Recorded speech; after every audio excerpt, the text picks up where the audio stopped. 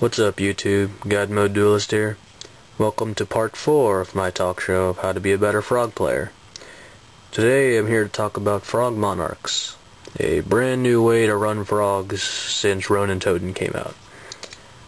So, first things first, Frog Monarch is the deck that uses a minimal amount of frogs.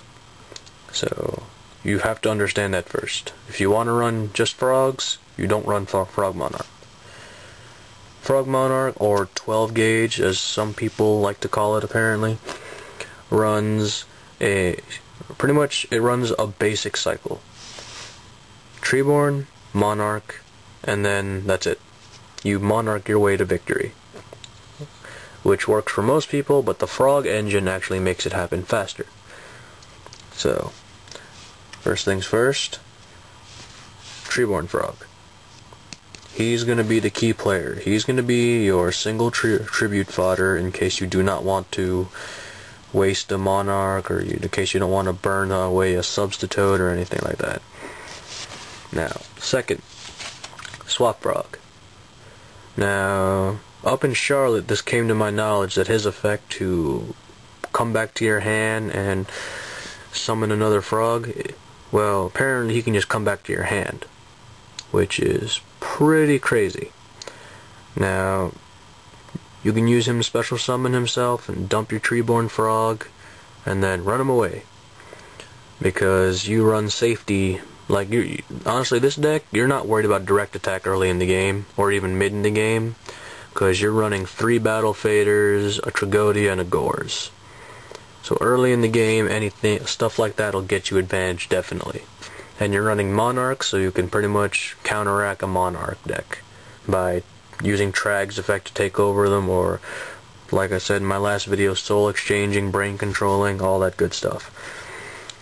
Now, one other card I want to talk about that I ran into against the Frog Monarch deck is Econ.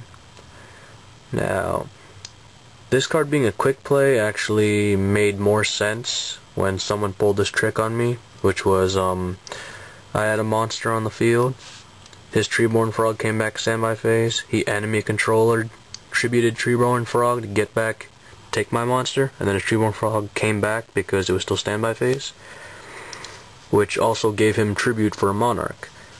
So, that is another tech idea that you guys can use if you want, and that was just, crazy. And as for Monarchs, if you guys want to ask, I'm pretty sure you run 3 Caius, 3 Ryza, 3 Thestalos, and then you run 3 Lads.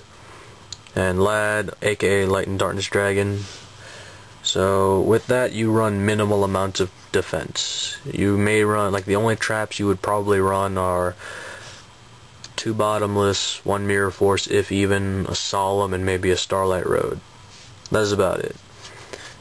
And yeah, that's pretty much all you really need for Frog Monarch. It's a really simple deck.